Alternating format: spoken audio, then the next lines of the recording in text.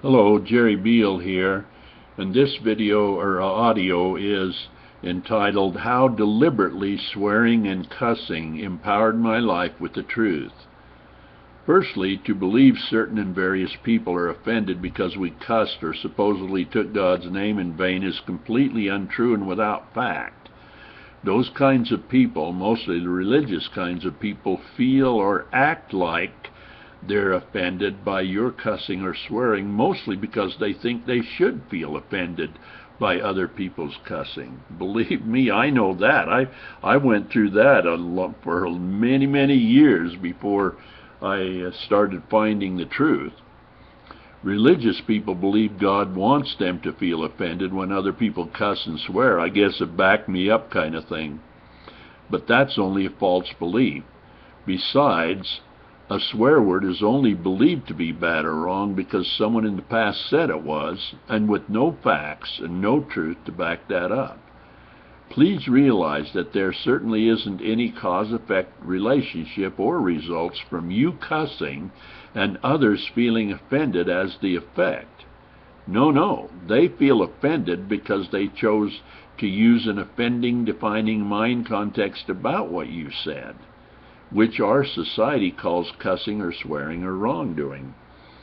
When I was either 12 or 13 years old, a middle child in a very active Mormon family, I had so many cuss words and naughty words in my mind that I was not supposed to utter, that my mind was like filled to overflowing with bad words I'm not supposed to utter. I thought about those words a lot, but I didn't say them, not in front of people or not when I was by myself. I wouldn't say them at all for fear of not meeting the expectations of my version of a very judgmental Mormon God. One day it had been bothering me so much, and I was confused about other issues around what I should and shouldn't say or do.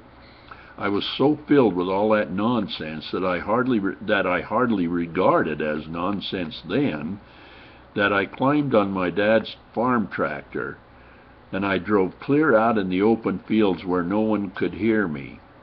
I stopped the tractor and started shouting out loudly, cuss words, swear words, bad words, naughty words, any kind of words I could think of, including various versions of the F word, and even taking God's name in vain, at least as I was instructed that was by the Mormon Church as God damn it and such.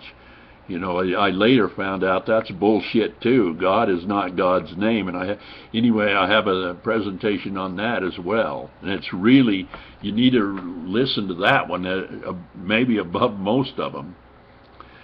I really didn't know why I was doing that. I was doing it. I was swearing and cussing and all that when I was a little 12, 13-year-old young teenager there. Only that I seemed to have to. Only that it seemed I was so full of dirty words that I was about to explode. At least I had that kind of feeling. After about 5 minutes of continual shouting out swear words and cuss words, I was out of breath. But I felt both very relieved as well as more guilty, and at the same time. Now, fast forward to about age 40 or so for me, when I began to realize through studying passionately my main mentor, A Course in Miracles, through my direct experience that I can only relate to what I create. It's kind of a rhymey thing there to remember. You could say it, you can only relate to what you create, by way of your own defining mind context about things. That's the only place your relationship exists, is with your own defining mind context about things.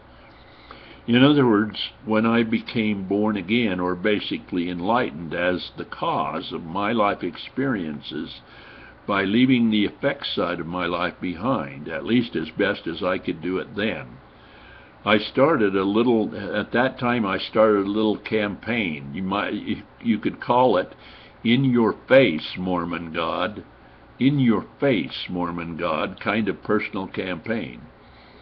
It was an in-your-face kind of an attitude toward the very judgmental God I miscreated to relate to before and since, and way back since I was very young. Except for breaking the law, and except for treating others as I wouldn't want to be treated, I would go out and deliberately sin, smoke cigarettes, cuss and swear, just for the spite of it, and in an in-your-face Mormon God kind of way. You know, take that, Mormon God kind of attitude.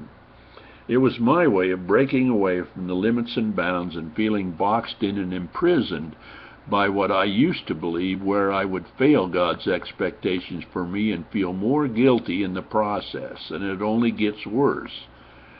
And so I just got so sick and tired of feeling guilty over not meeting God's expectations, and so I felt way more personally empowered when I would deliberately sin, as though to say to the Mormon God, take that and shove it where the sun doesn't shine. I was doing that with my new enlightened way of thinking about things, and with a new and way better version of the God of with a new and way better version of the new God I started creating, which you could call was the God of full-out love, and the God of full-out acceptance, unconditional love, which is the kind of God which is the only kind of God I will ever accept myself. Thus, I feel more and more personally empowered now, and I don't have to get those bad words out of my mind, because all of that bullshit for me is just that, bullshit. A fun and true quote from A Course in Miracles is this: there came a time when you forgot to laugh. Isn't that interesting? There came a time when you forgot to laugh. You know, you can turn almost anything in your life into a laughable situation just if you can take the hard side of it behind, the side that you think is so problematic. If you could take that side away a little bit, you can turn it into a laughable situation, and that's, in truth, that's the way it was. Well, I better not get into that. There's a time called the Sattvic state, maybe eons ago, where we used to project into form like we're doing right now, or we don't project into it, but we hover. That's what it is. And then we would have a good laugh and meet back together and say, well, how'd you do, and how'd you, this, that, and the other, but we would pull back out of form, and that used to be called the Sattvic state. Anyway, I got a little off the subject. There came a time when you forgot to laugh.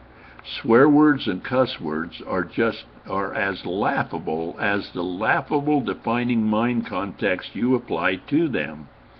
And why give them any more credence than that? So thanks a lot. Thanks again for listening to this recording.